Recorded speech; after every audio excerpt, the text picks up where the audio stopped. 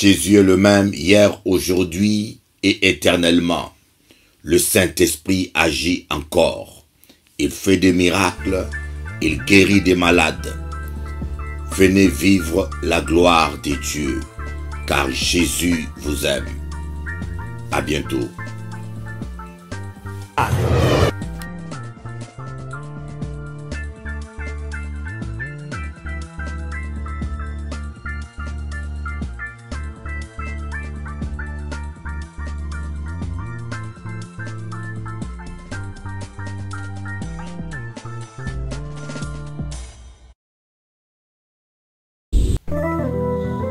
Le temps parlera, qui vivra verra. Le temps est la lieue du juste. N'envie pas le méchant qui réussit dans ses voies. Ce serait mal agi. Garde le silence, confie-toi en l'Éternel, et tu verras la gloire de Dieu. Rira bien, rira le dernier. C'est pas par le mensonge que tu réussiras. Le temps parlera un jour. Le temps parlera un jour. Qui vivra verra bien un jour. Ce que tu sers, tu le moissonneras. Time alone, oh time will turn. Time alone, oh time will turn. Ma maman, depuis qu'elle est partie, je n'ai jamais plus connu cet amour profond et altruiste. Je l'ai espéré dans les femmes et dans les enfants. Je ne récoltais que déception dans ma vie. Seul Jésus peut combler ton cœur, mon ami. Seul Jésus peut t'aimer d'un amour éternel. Jah will never give the power to the body man in this world. Dieu est vivant. Jah will never give the power. Un jour à ta faveur. Rira bien, rira le dernier. À Dieu la vengeance, la rétribution. Time alone will turn. Time alone will turn. Le temps parlera, solution des temps. Don't cry my brother, don't cry my sister.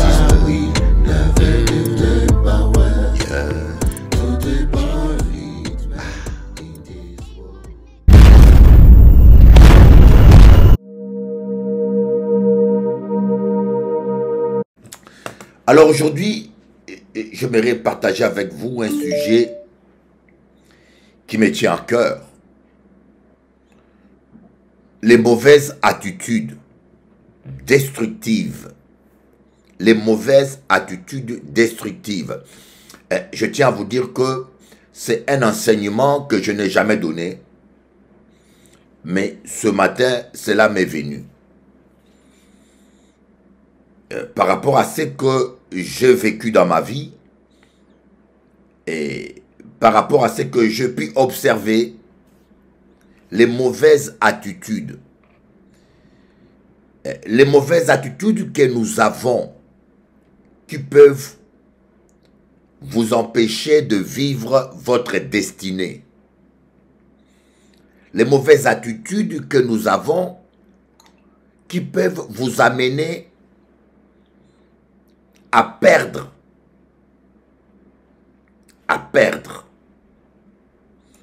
J'aimerais vous donner un exemple. Dans le plan parfait de Dieu, Moïse devait amener le peuple d'Israël jusqu'à la terre promise. Dans le plan parfait de Dieu, à l'origine, quand Dieu a appelé Moïse, Dieu a dit à Moïse, c'est toi qui feras entrer ce peuple dans la terre que je les ai promise.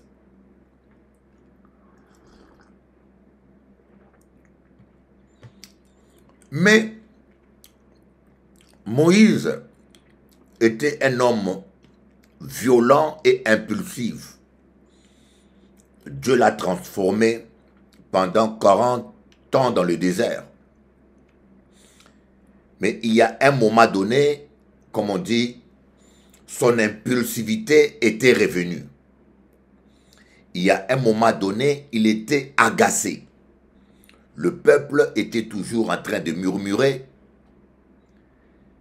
Dieu lui avait dit de frapper un rocher. Et de ce rocher devait jaillir l'eau. Parce que le peuple était dans le désert et avait soif. Comme il n'y avait pas d'eau, les gens commençaient à murmurer. Moïse, pourquoi tu nous as amenés là? Moïse, pourquoi tu nous as fait sortir de l'Égypte? Est-ce que c'est pour mourir dans le désert que tu nous as amenés? Et cela a agacé Moïse. Il est allé prier Dieu. Et Dieu lui a dit, tu vois ce rocher-là, tu prends ton bâton, tu frappes une fois, l'eau jaillira, et le peuple va boire. Mais Moïse n'avait pas compris l'essence symbolique de ce rocher. Vous voyez, des fois, nous prenons les choses de Dieu à la légère. Chrétiens, parfois, nous prenons les choses de Dieu à la légère. Et Moïse, énervé, agacé, au lieu de frapper une fois le rocher, il a frappé 2 fois le rocher. Or, ces rochers symbolisaient Christ. Ce rocher, c'était l'image de Christ. Il est impossible à Dieu de se contredire. La parole de Dieu dit, si vous crucifiez Jésus une seconde fois, après avoir goûté au don spirituel, après avoir goûté à la grâce de Dieu, il n'y a plus de sacrifice, il n'y a plus de pardon. Si vous crucifiez Christ une deuxième fois, si vous rejetez Jésus consciemment et volontairement, la Bible dit qu'il n'y a plus de pardon. Donc c'est un peu ce que Moïse a fait. Il a frappé Christ une fois. Le rocher, Moïse pensait avoir affaire à une rocher, alors que ce rocher représentait Christ. Il a frappé une fois, il a frappé 2 fois. L'eau a jailli, mais Dieu a dit, mon petit, ton impulsivité, ta colère t'a amené à ta perte. Tu n'entreras plus dans la terre promise. Je t'avais promis que tu allais entrer, mais tu n'entreras plus. Tu la verras de loin, tu n'entreras plus. Lisez la Bible. Moïse, quand il priait, il pouvait prier 40 jours. Il changeait la vie de Dieu. Un jour, Moïse était allé prier pour demander à Dieu le 10 commandements. Dieu lui a donné les 10 commandements. En revenant, il a vu le peuple qui était dans l'idolâtrie. Et Dieu a dit à Moïse, je vais détruire ce peuple. Ce peuple qui est dans l'idolâtrie, je vais le détruire, mais je ferai une nation de toi. Moïse est allé à la montagne, il a prié pendant 40 jours, il a pu changer la vie de Dieu. Donc Moïse, c'était un homme, quand il priait, il avait beaucoup expérimenté que Dieu pouvait changer d'avis lorsqu'on priait. Alors Moïse pensait que s'il priait, Dieu allait changer d'avis. Lisez la Bible. Lorsque Moïse a commencé à prier pour demander à Dieu de changer d'avis, pour qu'il entre dans la terre promise, la Bible dit que Dieu se fâchait. Bien-aimé, lisez la Bible. La Bible dit que cette fois-ci, Dieu se fâchait. Dieu s'est fâché. Moïse a arrêté la prière parce qu'il a vu la colère de Dieu. Dieu a dit, pas question. Tu n'entreras pas dans la terre promise. Tu vas la saluer de loin. Parce que Dieu ne rigole pas quand il s'agit de Christ. Le Saint-Esprit, celui qui blasphème le Saint-Esprit, il ne lui sera pas pardonné dans ce siècle présent et dans les siècles à venir, bien-aimés. Celui qui ment contre le Saint-Esprit, c'est grave. Malheureusement, nos pasteurs aujourd'hui ne nous disent pas toute la vérité. Ils veulent nous plaire. Hein? On vous fait croire que nous sommes dans le temps de la grâce où tout est permis. C'est le temps de la grâce. Vous pouvez même blasphémer contre le Saint-Esprit. Le sang a coulé pour ça. Non. L'apôtre Jean dit, ne priez pas pour le péché qui mène à la mort. Si tu vois quelqu'un pécher, prie pour lui. Mais ne priez pas pour celui qui commet ce péché qui mène à la mort. Bien-aimé, il y a une limite. Toi, pasteur qui m'écoute, toi, chrétien qui m'écoute, écoutez, ne jouez pas avec le sang de Jésus. Ne méprisez pas le sang de Jésus. Ne crachez pas consciemment sur le sang de Jésus en vous imaginant que il ne se lasse pas de pardonner. Non, le blasphème contre le Saint-Esprit est impardonnable.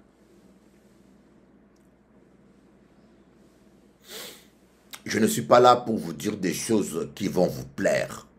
Je suis là pour vous dire la vérité. Que cela vous déplaise, tant pis.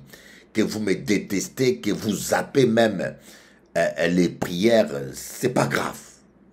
Mais je vous dis la vérité. C'est un peu, vous voyez, le caractère impulsif de Moïse a fait que Moïse n'a pas vécu sa destinée. Le caractère impulsif. Voilà pourquoi aujourd'hui, j'aimerais vous parler des mauvaises attitudes que nous avons, nous les chrétiens, nous les pasteurs. En commençant d'abord par nous les pasteurs, d'abord, nous les serviteurs. Si tu es un pasteur, mauvaise attitude, nous les pasteurs qui prêchons la parole, bien-aimé, mon frère, j'aimerais te dire, nous sommes trop prétentieux. Les pasteurs, nous là, nous sommes devenus trop prétentieux. Nous n'avons pas de limites. Nous sommes devenus prétentieux. On veut être tout à la fois. On veut être pasteur, on veut être évangéliste, on veut être prophète, on veut être docteur. On connaît tout. On n'a pas d'humilité. On ne sait pas connaître nos limites. On ne sait pas dire, moi je ne peux pas faire ça. L'autre frère peut le faire parce qu'il a ce don. Les pasteurs, écoutez-moi. Écoutez-moi les hommes de Dieu. Aujourd'hui, il est plus facile de reprendre un chrétien qu'un pasteur. Écoutez-moi bien. Aujourd'hui, c'est plus facile de reprendre un chrétien qu'un pasteur. Tu peux dire à un chrétien, répands-toi, il pleure, il se répand. Tu peux dire à un chrétien, ce que tu fais n'est pas bon, répands-toi. C'est ce que nous les pasteurs, on sait faire. Mais si vous allez dire à un pasteur, répands-toi, si vous allez reprendre un pasteur, mais c'est fini pour vous, il va s'énerver, il va vous traiter de diabolique, il va vous excommunier, il va... Moi hier, j'étais allé voir ma fille, une fille chérie que j'aime beaucoup. Il m'a dit, pasteur, j'ai des choses à te dire. Sa mère a dit, non, le pasteur est venu te voir, c'est pas pour ça. Je dis à sa mère, Dieu peut l'utiliser, elle peut me corriger, laisse-la parler. Même si ce qu'elle a à dire, c'est dur, je suis prêt pour écouter les choses dures. Parce que parfois, moi aussi, je prêche des choses dures. Qui prêche des choses dures doit écouter des choses dures. Dieu peut l'utiliser pour me corriger. Dieu peut l'utiliser pour me conseiller. Je dis, ma fille, parle. Parle. Et gloire à Dieu parce qu'elle a parlé. Des choses qu'elle a dit, des choses qu'elle a dites, étaient une confirmation.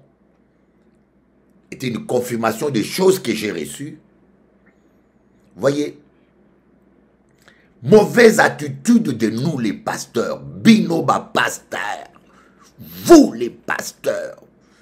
Je me dis même nous, parce que je ne veux pas vous me mettre au-dessus de vous. Nous sommes devenus trop prétentieux. On n'a plus de limites. Voyez, l'apôtre Paul n'est pas allé ouvrir une église à Jérusalem. L'apôtre Paul a dit, l'apôtre Paul savait que Dieu a donné à chaque ministre de Dieu un domaine. Il y a des gens que Dieu a appelés pour Paris. Il y a des gens que Dieu a appelés pour les Antilles. Il y a des gens que Dieu a appelés pour l'Afrique. Il y a des gens que Dieu a appelés pour le monde entier, pour l'Afrique, pour Paris. Chacun doit savoir ses limites. Quel est le domaine que Dieu t'a confié? Quel est le domaine que Dieu t'a confié? Mais aujourd'hui, même le chien connaît son territoire. Même le chien connaît son territoire. Mais aujourd'hui, les hommes de Dieu ne connaissent pas leur territoire que Dieu leur a donné. Ils veulent être partout. D'abord, là je parle de territoire. Si vous allez dans la Bible, vous allez voir l'apôtre Paul parler en termes de domaine. Domaine. J'aime bien ce terme-là, domaine. Dieu a donné à chacun. Voilà pourquoi il y a des désordres. Il y a des églises partout qui n'ont ni tête ni queue. Il y a une église à gauche collée avec une église à droite. Est-ce que vous pensez vraiment que Dieu est dans ces choses-là, hein? Il va mettre deux églises collées. Vous allez dans une ville, une église est devant, l'autre est derrière. C'est l'anarchie. C'est l'anarchie. Voyez? Ce n'est pas ça. Lisez la Bible. À l'église de Dieu en Rome. Église de Dieu en Éphèse. Aux Éphésiens, il y avait une église. En Rome, il y avait une église. À la ville de Corinthe, il y avait une église. Les chrétiens étaient unis. Mais aujourd'hui, les églises pullulent comme des pharmacies. Ouais. Je ne m'établis pas quelque part parce qu'il y a du monde qui m'attend. Je ne m'établis pas quelque part parce que j'en ai la capacité. Mais je m'établis quelque part parce que Dieu veut que je m'établisse là. Nous, les serviteurs de Dieu, nous sommes devenus prétentieux. Nous avons tous les dons. Allez demander à un pasteur, il te dit qu'il a tous les dons spirituels. Il faut savoir, écoutez, moi je n'ai pas les dons de guérison peut-être comme celui-là. Alors mon frère, viens prier pour mes fidèles. Ah, non, moi je suis un bon évangéliste, mais je ne peux pas enseigner comme tel pasteur. Mon frère, viens enseigner. Moi je n'ai pas l'onction prophétique, mais tel serviteur a l'onction prophétique. Moi j'ai l'onction d'enseignement, j'enseigne. Mais je vais inviter mon frère qui a l'onction prophétique pour qu'il vienne communiquer l'onction prophétique à l'église. Dieu nous a créés interdépendants. Soyons humbles, hommes de Dieu. Soyons reconnaître nos limites. Soyons humbles. Oh, c'est toi-même. Demain, on te connaît évangéliste. Après, demain, on te connaît prophète. Après, demain, tu deviens pasteur. Après, demain, tu deviens apôtre. Mais tu veux quoi? Hein? Il te reste que seulement devenir Jésus.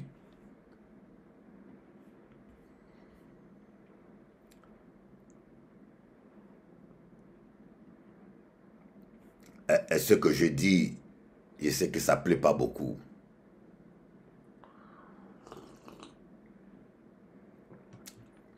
C'est que ça me créera des problèmes. Mais je m'en fous. Il y a un moment donné, on s'en fout de ce que pensent les gens. Je m'en fous de ce que pensent les gens, de ce que veulent les gens. Je regarde à Jésus. Je veux plaire à Jésus. Un point trait. C'est Jésus qui me nourrit. C'est Jésus qui me bénit. C'est Jésus qui prend soin de moi. Alors on s'en fout.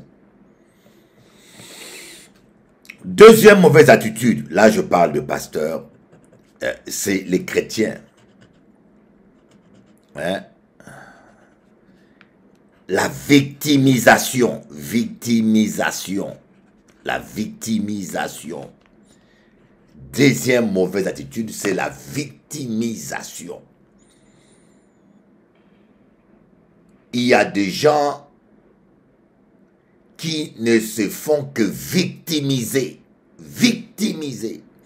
Il vient, il t'insulte. Quand tu le réponds, ah, on m'aime pas. Vous vous rendez compte? Quelqu'un, il vient, il t'insulte. Quand tu lui réponds, la personne ne réfléchit pas. Il retient simplement, on ne m'aime pas ici. Quelqu'un vient, il salue personne. Il salue personne. Quand on lui parle, il répond mal. Quand on le regarde, il regarde mal. Et quand on commence à l'ignorer, il se sent victime. Ah, on me rejette ici. Il y a des gens qui sont toujours en train de se victimiser. C'est-à-dire qu'il vient, il marche sur ton pied. La personne vient, il marche sur ton pied. Sur ton pied. Et quand tu cries parce que tu as mal, il se plaint que tu as crié dans ses oreilles. Donc lui, il voudra qu'il vienne, il marche sur ton pied, que tu puisses les sourire. Alléluia, tu es gentil, alléluia. Mais non. Quand vous êtes toujours en train de vous victimiser, vous n'allez pas, vous allez avoir des relations médiocres. Vous allez avoir des relations médiocres avec les gens. Il faut jamais toujours... Il faut être capable de dire, oui, j'ai eu tort. Hier, je parlais avec quelqu'un. Et je vous avoue que cela m'a énervé. Parce que la personne a tellement tort. Vous voyez, ce n'est pas la personne, mais l'ami de la personne a tellement tort. Le tort est tellement évident, mais la personne s'arrange pour accuser la victime d'être agresseur. Quand on se victimise, hein, on agresse les gens. Et quand les gens se défendent, on accuse des gens de vous attaquer. Mais on n'a pas conscience que ces gens-là ne vous attaquent pas. Ces gens-là sont simplement en train de se défendre. La victimisation, c'est horrible. Parce que même quand vous êtes dans votre couple, même dans le couple, dans le mariage, si vous vous comportez mal et votre femme, par exemple, vous criez sur votre femme tous les jours, ou bien je ne sais pas quel comportement vous avez, et votre femme, pour se protéger, elle va réagir d'une certaine manière. Un exemple, tu es avec ton mari à la maison. Tu l'ignores. Le mari rentre à la maison, tu l'ignores. Tu fais autre chose. Le mari est dans la chambre, il se retrouve seul, tu l'ignores. Le monsieur est là. 1 mois, 2 mois, 3 mois. Il en souffre. Et il est dans la chambre, la femme n'est pas là, la femme fait autre chose. Il est au salon, la femme ne s'occupe pas, elle fait autre chose. Mais à un moment donné, le monsieur va dire, mais je ne suis pas utile ici. Il va s'occuper, au lieu de rentrer à la maison à l'heure, il va aller voir ses copains, il va aller voir des amis pour passer le temps. Alors, le monsieur, il réagit par rapport à ton comportement. C'est-à-dire que quand il revient, il se sent inutile. Alors, au lieu de revenir à la maison après le travail, il va voir des copains. Il sait que madame est occupée. Alors, au lieu que je m'assoie à ne rien faire, il va parler avec ses amis, il va s'occuper et il commence à revenir tard. Et vous allez entendre demain cette femme-là se plaindre. Ah, tu ne reviens jamais à l'heure à la maison. Ah, tu n'es jamais là. Mais c'est-à-dire que la dame n'est même pas consciente que le comportement du monsieur n'est qu'une réponse à son attitude. Arrêtez de vous victimiser. Quand tu as fait du mal à quelqu'un, il faut dire j'ai fait du mal à quelqu'un, reconnais-le et répands-toi. Mais les gens qui se victimisent ne peuvent pas progresser. Les conséquences de la victimisation, tu seras toujours aigri. Tu seras toujours aigri. Les gens auront une attitude à ton égard à cause de ton comportement. Mais toi, au lieu de remettre en question ton comportement, tu vas simplement te prendre pour victime et penser que c'est les autres qui sont jaloux de toi, c'est les autres qui ne t'aiment pas, c'est les autres qui te combattent. Mais c'est faux. C'est vrai. Nous avons des gens qui vont nous combattre, c'est vrai. Mais dans plusieurs cas aussi parfois, c'est nous-mêmes qui créons les problèmes. Troisième mauvaise attitude, c'est l'accusation. Accuser toujours les autres, accuser. D'ailleurs, la victimisation et l'accusation vont de pair. Hein. Quand on se victimise, c'est parce qu'on accuse les autres. Celui qui accuse les autres, écoutez bien, j'ai mes frères de l'Afrique, hein, les Afros. Regardez comment l'Afrique n'évolue pas. Pardonnez-moi, mes frères d'Afrique. Je suis un homme véridique. J'ai dit la vérité aux Guadeloupéens, aux Congolais, aux Ivoiriens, aux Français. J'ai dit aux gens la vérité. Hein, mes frères d'Afrique. Je suis un noir. Hein. Voilà. J'aimerais vous dire une chose. Le problème que nous, les Africains noirs, nous avons, nous passons le temps toujours à accuser les Européens. Si nous ne sommes pas développés, c'est à cause des Européens. Si nous ne sommes pas ceci, c'est à cause des Européens. Si nous ne sommes pas ceci, hein, même ici en Guadeloupe, l'esclavage, interminable lamentation sur l'esclavage. Tous les malheurs, hein, c'est les blancs esclavagistes qui te poussent à avoir 3 maîtresses aujourd'hui, hein. C'est le blanc esclavagiste qui te pousse à ne pas t'occuper des enfants. C'est toujours le blanc esclavagiste qui te pousse à ne pas travailler, à vendre la drogue dans la rue. C'est toujours le blanc esclavagiste qui pousse le noir américain à vendre les drogues à New York. Vous voyez, le noir américain vend les drogues aux noirs. Vous comprenez, un homme qui empoisonne son propre peuple. Est-ce que vous trouvez ça normal? Un homme qui empoisonne son propre peuple. C'est-à-dire que pour l'argent, on est prêt à tout. Pour l'argent, nous les blacks, on est prêt à tout. Jusqu'à empoisonner notre propre peuple. Tu vends la drogue à ton propre peuple. Et tu vas encore dire, ah, c'est l'esclavage. C'est à cause de l'esclavage. L'accusation. Au lieu de te remettre en question, tu dis, les Chinois ont été dominés, maltraités par les Japonais. Ils se sont développés.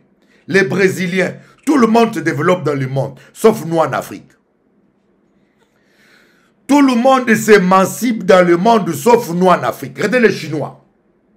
Les Chinois, ils ont imposé la politique de fils unique. Les Chinois ont dit, on fait trop d'enfants. À cette vitesse-là, on sera les plus pauvres. On va se discipliner. Ils ont imposé que chaque couple ait un seul enfant. Mais aujourd'hui, ils sont riches. Oui. Aujourd'hui, les Chinois ont pris leur destin en main. Mais tu vas en Afrique noire. Nous sommes toujours en train de s'accoupler, à faire des enfants à gauche, à droite. L'enfant avec ceci. Une femme, 2 femmes, 3 femmes. Un homme, 40 enfants. Comment on peut se développer? Comment on peut se développer? Mais va leur voir. Ah, c'est à cause de la colonisation. Ah, c'est les Français qui empêchent l'Afrique de se développer. Ah, c'est les Français qui volent les minéraux du Congo. C'est les multinationales qui font ceci. Ah, c'est l'accusation, bien-aimés. Mes frères congolais, il faut qu'on change. Je vous parle. Je ne suis pas comme vos pasteurs là. Moi, je vous dis la vérité. Il faut qu'on change, Congolais. Il faut qu'on change notre mentalité. Nous sommes devenus un peuple le plus corrompu qui existe sur terre. Nous sommes devenus un peuple le plus corrompu. Vous mettrez quelqu'un ministre, il vole. Vous mettez quelqu'un président, il vole. Vous mettez un général, il vole. Vous achetez les armes pour l'armée. Le général, il va vendre ses armes aux rebelles. Aïe, aïe, aïe. Mais c'est quoi ça? Hein? Comment un tel peuple peut se développer? Vous le voyez tout le temps en train de prier. Ah, ils sont toujours en train de prier. Église à gauche, église à droite. Même leurs pasteurs, des voleurs, des impudiques, des malpropres, des ratons.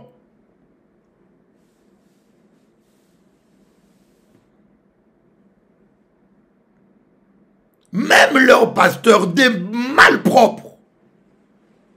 Comment un pays comme ça peut se développer? C'est-à-dire qu'il n'y a pas de limite. Vous achetez de la nourriture, écoutez bien. Vous achetez de la nourriture pour les soldats qui sont au front et qui meurent de faim. Mais le général prend la nourriture, il prend la moitié, il le vend au marché noir. Bien aimé, écoutez un peu cela. Les soldats sont en train de mourir de faim. Ils sont au front pour défendre le pays. Vous achetez un paquet de nourriture pour l'envoyer. Mais les généraux, un général, il prend la nourriture qui est destinée aux soldats, il les fait vendre au marché noir pour s'enrichir.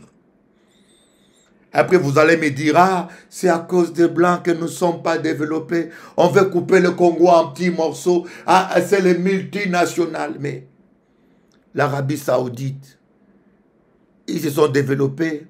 Les Chinois, ils ont pris leur destin en main.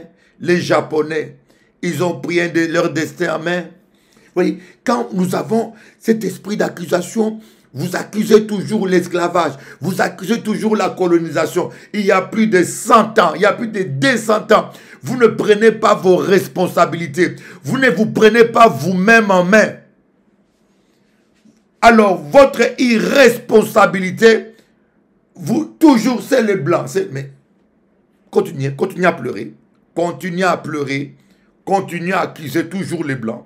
Continuez.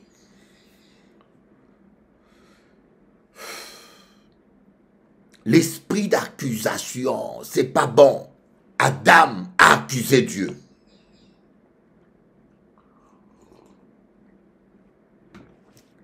Je vous dis une chose. Adam a accusé Dieu. Quand Dieu a créé Ève, il l'a amené. Ah, c'était bon. Ah, voici la femme. La chair de ma chair, l'os de mes os. Il a vu la chair qu'il y avait là. Il a vu toutes les options. Il a dit, ah, ça c'est la chair de ma chair. Quand il fallait aller au lit avec Ève, c'était bon. Maintenant, Ève, d'abord, toi tu es homme. Tu dois surveiller ta femme. Tu dois protéger ta femme. Où était Adam lorsque Ève s'est retrouvée seule devant le serpent? Où était Adam? Est-ce que tu t'es jamais posé la question, où était Adam lorsque Ève s'est retrouvée seule devant le serpent? L'homme doit protéger sa femme. L'homme doit être près de sa femme. Où était Adam? Il était en train de manger le coco peut-être, ou il était en train de jouer avec une gazelle. Il a négligé sa femme. Et la femme s'est laissée séduire. La femme s'est laissée séduire. Si Ève était à côté de... Si Adam était à côté d'Ève, il aurait dit à Ève, n'écoute pas ces serpents-là, ne parle pas avec lui. Donc la faute d'Adam commence là. La deuxième faute d'Adam, qui l'a obligé d'obéir à Ève. La Bible dit que Adam a vu que le fruit était bon, il a mangé. Alors quand Dieu va demander à Adam et Ève, mais qu'est-ce qui s'est passé? Dieu va commencer par Adam, il a dit, c'est toi qui es le chef, c'est toi qui es le patron, c'est à toi que j'ai confié cette famille. Qu'est-ce qui se passe? Adam a dit, Seigneur, c'est toi le problème. C'est toi qui as mis la femme près de moi. Ah, moi, j'étais bien seul. C'est la femme que tu as mis là. Donc, autrement dit, c'est toi qui a l'esprit d'accusation. Je suis convaincu, hein, je suis convaincu que si Adam avait dit, Seigneur Dieu, j'ai dérapé, je me suis laissé séduire, et j'ai écouté Ève au lieu d'écouter ta parole, je reconnais mon tort, je demande pardon. Je suis convaincu que Dieu n'aurait pas chassé Adam et Ève du jardin. Mais Adam a empiré sa situation en accusant Dieu indirectement. C'est la femme que tu as mis près de moi. Autrement dit, tu n'aurais pas mis cette femme-là près de moi, il n'y aurait pas eu ces problèmes. Nous les hommes, c'est un peu aujourd'hui, nous les hommes, nous aimons être chefs quand ça nous arrange. Nous aimons être chefs quand ça nous arrange. Et quand il faut payer le prix, quand il faut sortir l'argent, quand il faut assumer, on n'est plus le chef. C'est la femme qui devient le chef. L'esprit d'accusation, c'est un esprit qui t'empêche de te remettre en question. Ça t'empêche de te remettre en question. Tu préfères accuser les autres. Mauvaise attitude. Quatrième mauvaise attitude que nous avons souvent, c'est l'esprit de rejet. On va un peu s'attarder dessus. L'esprit de rejet. On en parlera encore demain. L'esprit de rejet, il est terrible. L'esprit de rejet, oh my God. C'est ce qui détruit ce monde aujourd'hui. Tu aimeras ton prochain comme tu t'aimes toi-même. Mais comment puis-je aimer quelqu'un quand je ne m'aime pas moi-même? Il y a des gens qui ne s'aiment pas eux-mêmes. Il y a des gens qui n'aiment pas leur tête eux-mêmes. Et surtout, mes sœurs afro, aimez vos cheveux. Moi, j'aime, vous savez, j'aime, aimez vos cheveux. Aimez les cheveux que Dieu vous a donnés. Aimez la peau que Dieu vous a donnée. N'essayez pas de vous blanchir la peau avec des produits. N'essayez pas de brûler vos cheveux pour ressembler à des Indiennes ou à des blondes. N'essayez pas de... Non, aimez-vous tel que vous êtes. Moi, ma femme, lorsque elle lâche ses cheveux, j'aime ça, moi. Moi, j'aime quand ma femme lâche ses cheveux. Elle sait, je dis, chérie, lâche ses cheveux. Quand ça fait négresse sauvage. Hein? Ça m'excite, ça m'inspire.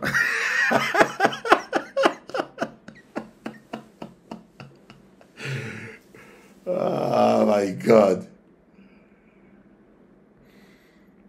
Et nous avons beaucoup de gens qui ont l'esprit de rejet.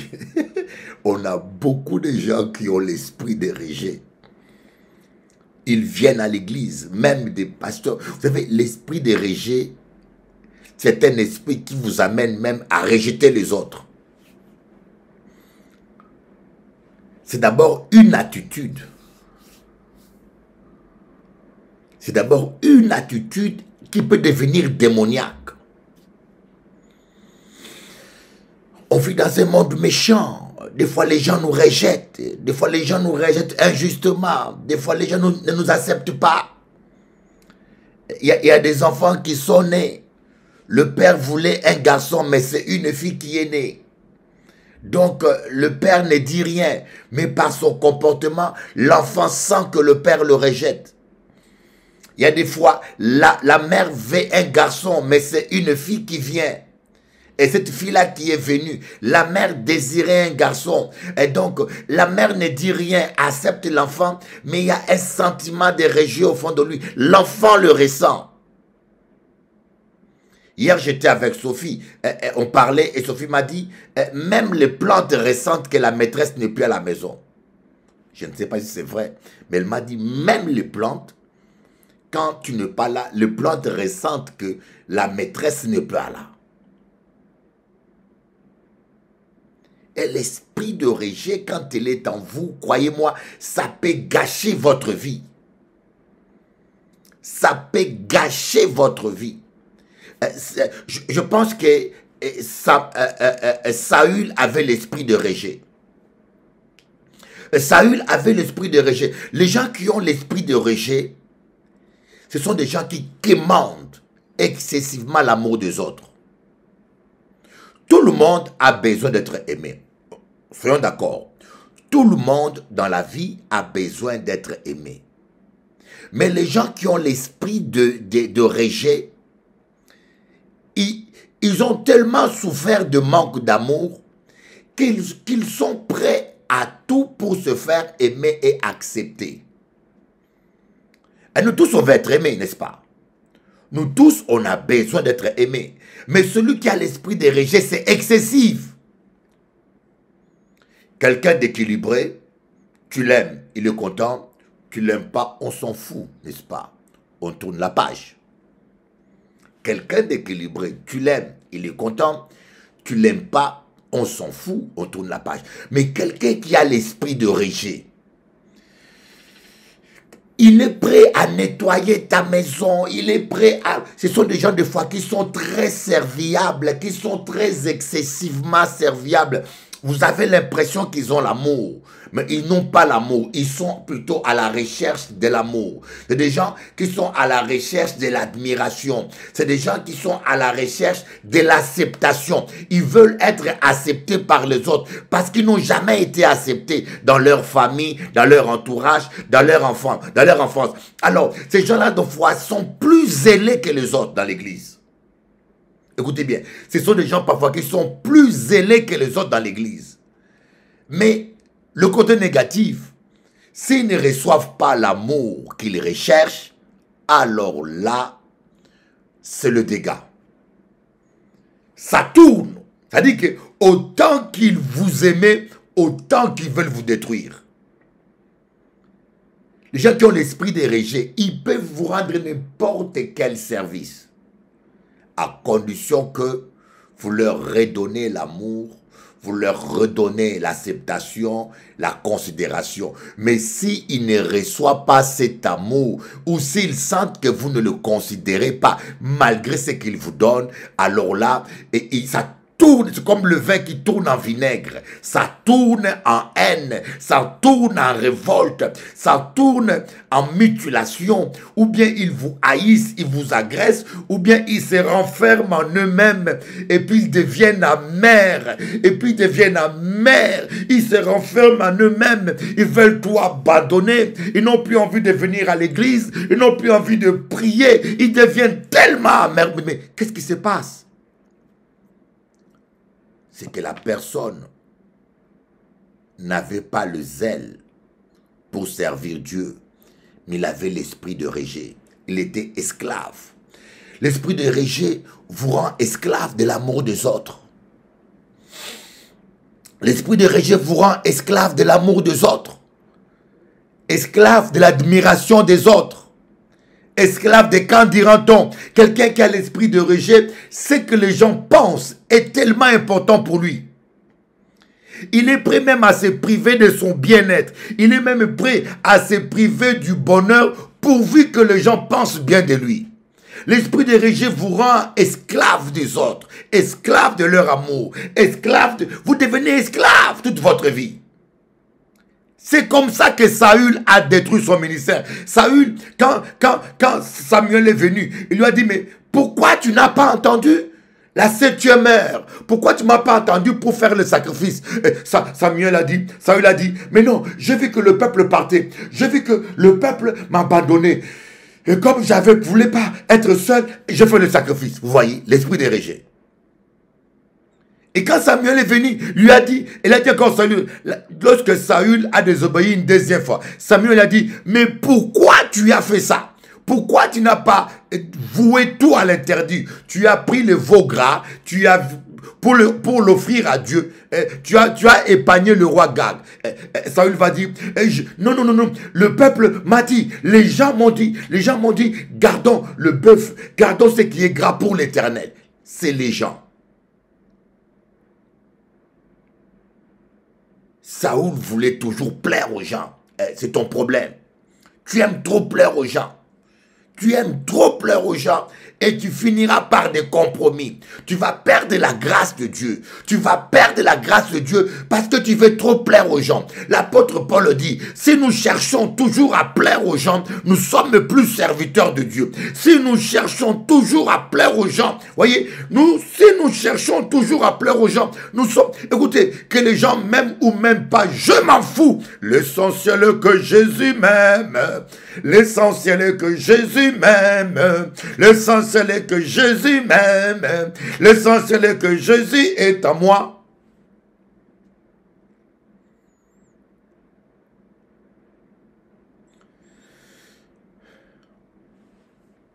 Partagez cette vidéo. Je sais qu'elle est puissante. Je sais qu'elle est puissante. Je crois que mon épouse, là où elle est, elle doit être choquée parce que quand elle est partie, je n'étais pas en bon état. Elle m'avait vu, j'étais un peu très... j'étais un peu... Mais c'est comme ça, dès que j'ouvre ma bouche, l'onction de Dieu descend. Et je tenais à dire bisous à ma femme. Je suis sûr qu'elle a prié pour moi. Je suis sûr qu'elle a prié pour moi. C'est ce qui me permet d'être toujours performant. L'essentiel est que Jésus m'aime. Moi, j'ai compris ça. Tu m'aimes ou tu m'aimes pas, tant pis. Les gens qui ont l'esprit de rejet, ils sont toujours en train de pleurer. On m'aime pas, on m'aime pas, on n'apprécie pas mon don, on n'apprécie pas mon don, on ne reconnaît pas mon ministère, on ne reconnaît pas mon ministère. Mais celui qui n'a pas l'esprit de rejet, il s'en fout. Tu ne reconnais pas mon ministère. Hein. L'essentiel est que Jésus reconnaît mon ministère. Tu ne m'aimes pas, tant pis, Jésus m'aime. Mais les gens qui ont l'esprit de rejet, ils peuvent même se pendre. Parce qu'on ne les aime pas.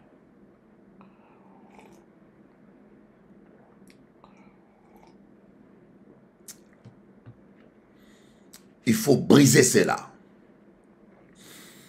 Et quand cela devient démoniaque, cela peut vous amener jusqu'au suicide.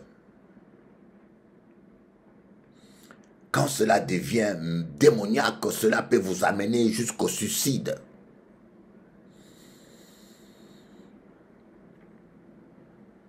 C'est dangereux l'esprit de rejet. Cela peut vous amener jusqu'à la dépression. Nous allons parler de l'esprit de rejet parce qu'il est très répandu.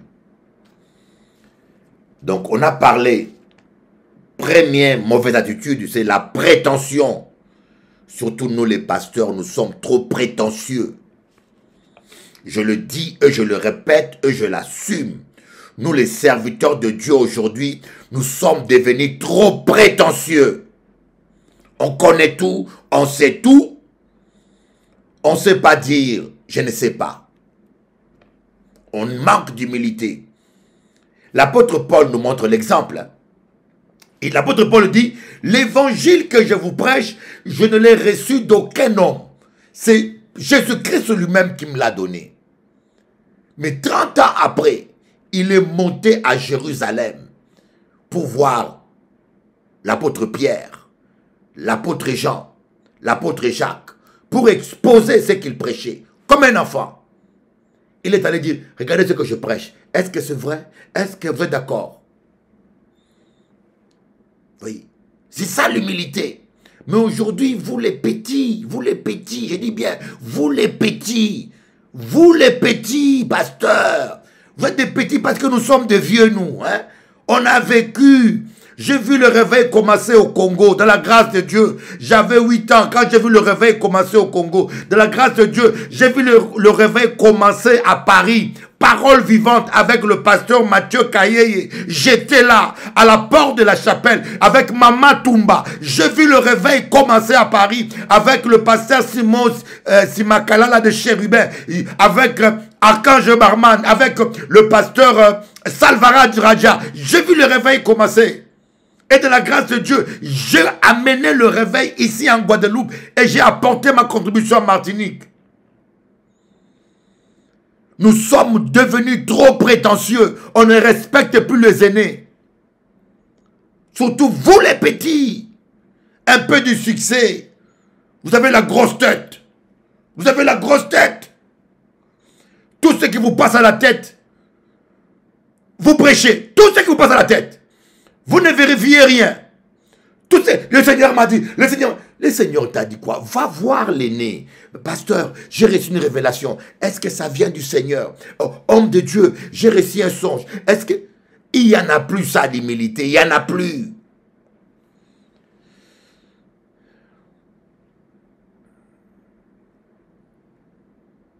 Que Dieu nous fasse grâce. Que Dieu ait pitié de nous. Je dis bien, que Dieu nous fasse grâce et que Dieu ait pitié de nous. En commençant par moi le premier. En commençant par moi le premier. Après, nous avons vu la deuxième mauvaise attitude, c'est la victimisation. Tu vas allumer le feu toi-même dans la maison et tu commences à pleurer. Ah, les gens m'ont pas aidé, les pompiers sont venus en retard, les voisins n'ont rien fait. Mais pourquoi tu as mis le feu toi-même dans ta maison? Hein? Ton mari est là, tu ne t'occupes pas de lui, tu lui parles mal. Tu lui donnes pas le poulet, il ne mange pas à rassasier. Et si maintenant il sort avec ta copine, ah, ma copine a volé mon mari. Mais ton mari est un lion affamé que tu as voulu tuer par la faim. Et s'il va manger ailleurs, c'est toi. Ça fait, la victimisation, elle fait qu'on ne reconnaît pas sa part des responsabilités. On est toujours victime, c'est toujours l'autre, c'est toujours un tel. Les gens sont toujours jaloux de toi. Les gens toujours, c'est toujours la faute de tout le monde sauf de toi. On a vu la troisième attitude, c'est l'accusation. On est toujours là pour accuser. C'est la femme que tu as mis près de moi. C'est à cause du pasteur. C'est à cause des Blancs. Hein? C'est comme en Haïti. Écoutez, en Haïti, je suis bien aimé. Je suis un black. Ma mère, c'est Kalondu Mouadjambala, de Moulouba, des villages Chilenge. Mon père, c'est Mumbala, Lissiki Mumbala. Donc, je suis un vrai nègre, bien que je descends blanc, de troisième génération, mais je suis un noir. J'assume ce que je dis. Le problème de nous, les blacks, c'est ça. Regardez, vous allez depuis le Brésil, vous montez, je vous dis, je voyageais dans le monde. Ce n'est pas que je lis. Je n'ai pas lu, mais je voyageais dans le monde moi-même. Je voyageais dans le monde. Je n'ai pas vu un pays aussi médiocre, aussi sale dans toute l'Amérique qu'Haïti. J'étais à Guatemala, au Mexique, à Costa Rica. J'ai été partout. Mais quand je suis arrivé en Haïti, j'étais terrorisé de voir un pays chaotique comme ça. Et quand tu descends là, tu attends. Ah, c'est les Français. La dette coloniale, c'est les Français. C'est à cause des Français. Mais les Français ont colonisé aussi Saint-Domingue. Les Espagnols ont colonisé le Brésil. Les Espagnols ont colonisé le Guatemala. Tous les pays de l'Amérique latine ont été colonisés. Mais ils se sont pris en main. Ils se sont développés. Mais vous restez médiocres. Et c'est à cause des Français.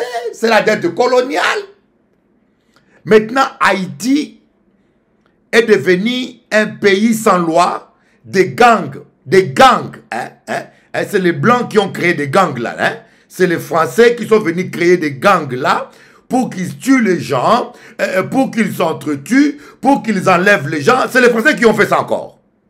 Il faut arrêter. Vous mettez un président.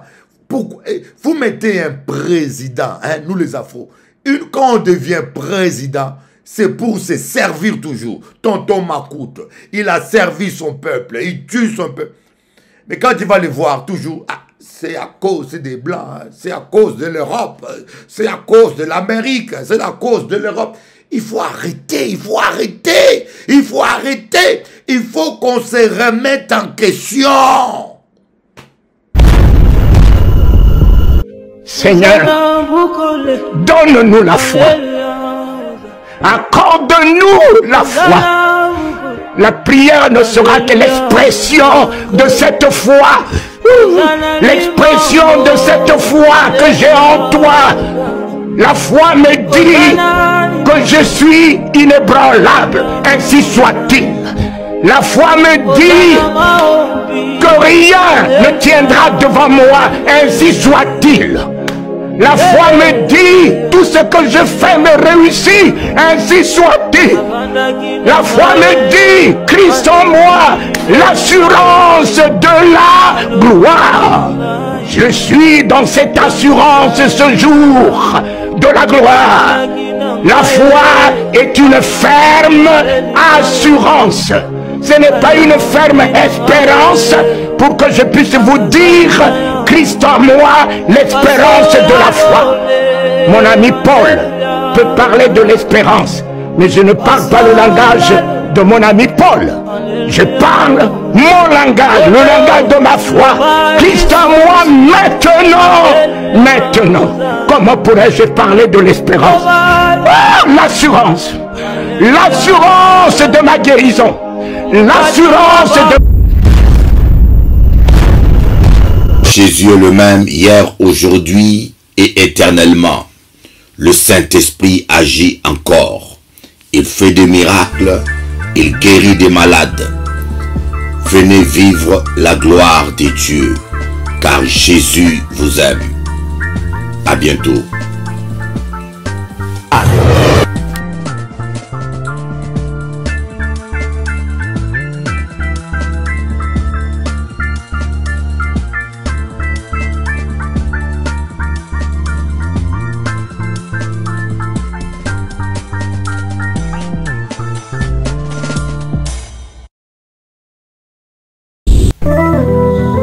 Le temps parlera, qui vivra verra. Le temps est la lieue du juste. N'envie pas le méchant qui réussit dans ses voies. Ce serait mal agi. Garde le silence, confie-toi en l'Éternel, et tu verras la gloire de Dieu. Rira bien, rira le dernier. C'est pas par le mensonge que tu réussiras. Le temps parlera un jour. Le temps parlera un jour. Qui vivra verra bien un jour. Ce que tu sers, tu le moissonneras. Time Lord, oh time return. Time Lord, oh time return. Ma maman, depuis qu'elle est partie, je n'ai jamais plus connu cet amour profond et altruiste. Je l'ai espéré dans les femmes et dans les enfants. Je ne récolte que déception dans ma vie. Seul Jésus peut combler ton cœur, mon ami. Seul Jésus peut t'aimer d'un amour éternel. Child, we never give the power to the bodies, man, in this world. Child, we never give the power. Un jour à ta faveur.